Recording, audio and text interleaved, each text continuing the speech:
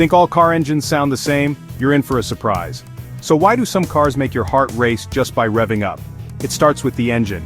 V8s, V10s, V12s have more cylinders, which means deeper, more complex sounds. Then there's the exhaust system. Wider pipes, fewer mufflers let that engine noise really sing.